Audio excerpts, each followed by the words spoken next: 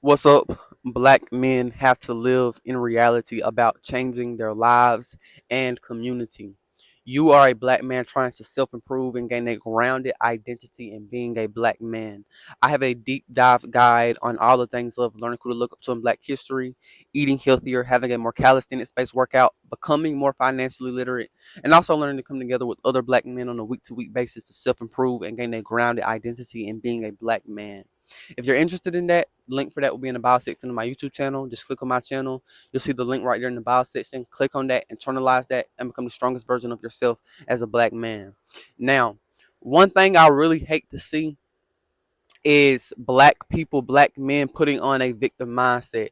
We've already been at the hands of so much evil and so much dehumanization.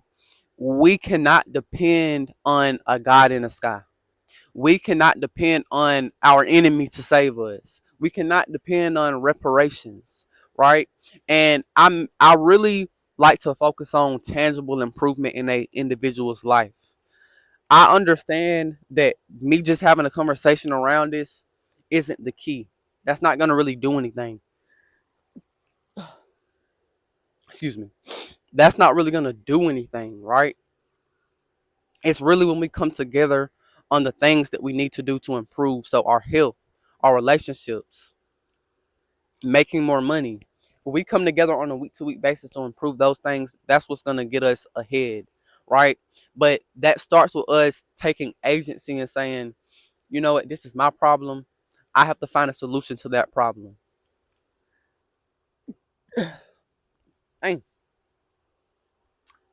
And that's the thing we oftentimes overlook.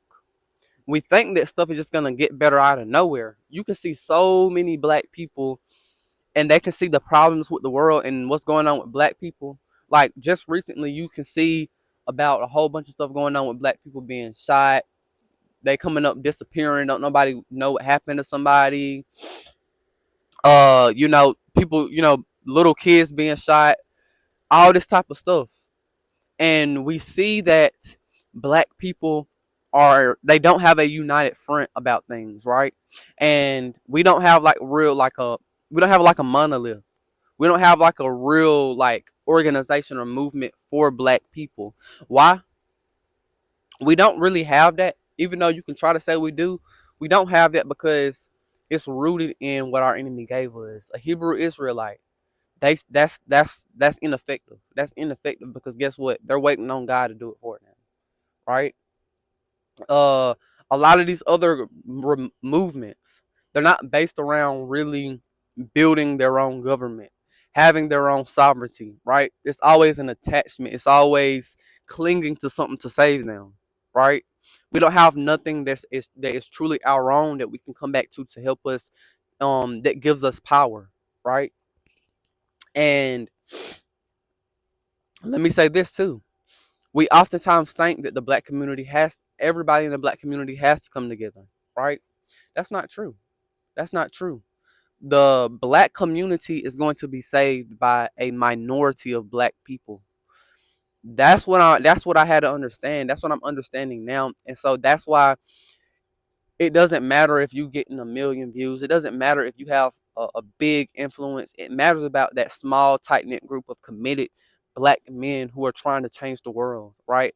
And they're achieving, they're hardworking, and they're determined, and they have willpower, and they love themselves, right? Everything you need for a race of people to be powerful, they have that. And we cannot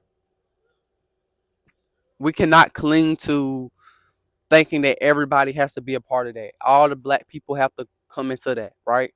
We have to find those committed black men and women who are going to come together, and those are the people. Those are the people who are going to save the black community. Because looking at it now, man, when you look at your life, you have to do everything in your life to become the best version of yourself as a black man. And oftentimes we look at our environment, at what we may be raised into, and no, everybody might not understand. Most people don't care. Most people are going to look down on you for trying, right? And it all comes back to us doing something in real life.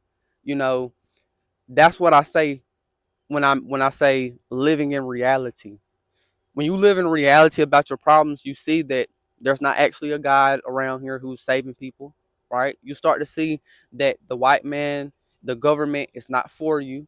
When you look in reality, you start to see that's not for you.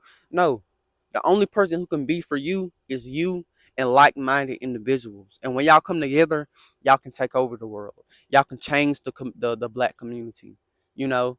And it's not gonna be by words and by it's not gonna just be by words and speeches. It's gonna be by implementation. It's gonna be by forcing the way of those like-minded individuals. And I know that sounds harsh, but that's something that actually has to happen. And the first step is just tangibly improving your life and doing that with committed black men. So, does that have to be an organization or a movement?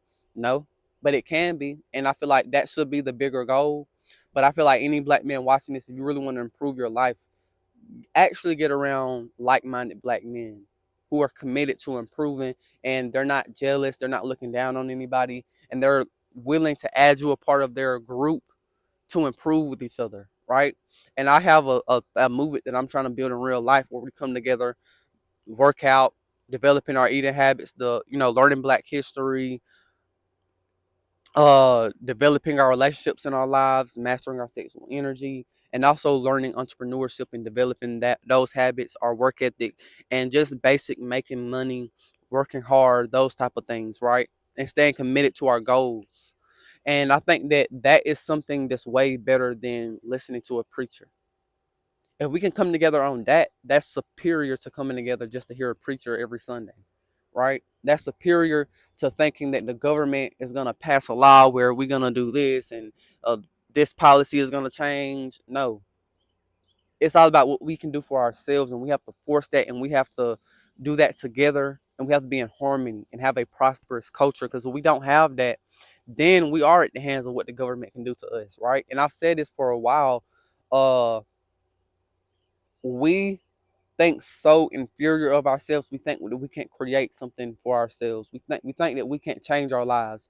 If you're a black man out there right now and you're not at the best place in life, and you really want to change your life, don't give up on yourself. Don't give up on yourself. It's all about resiliency. It's not all about not quitting and being persistent and not giving up. It's always when you keep trying, your life can change. If you want a wife one day, you have to go out there and find her. You have to go out there and approach women. You have to go out there and do X, Y, Z. If you want to be successful, you have to keep going until you become successful, no matter how many times you fail. It's only gonna be a true failure when you say I'm done, when you give up, right? If you want to change the black community, you can do it. You can do it. You just can't give up. Because at the end of the day, people may come to us and say, because people may try to act like that's not reality. No, self belief is reality, because it's all about how committed they are to what they're trying to do, right? So that's the thing we have to understand. It's about self belief. Live in reality, but believe in yourself. That's pretty much all I got to say. Peace out.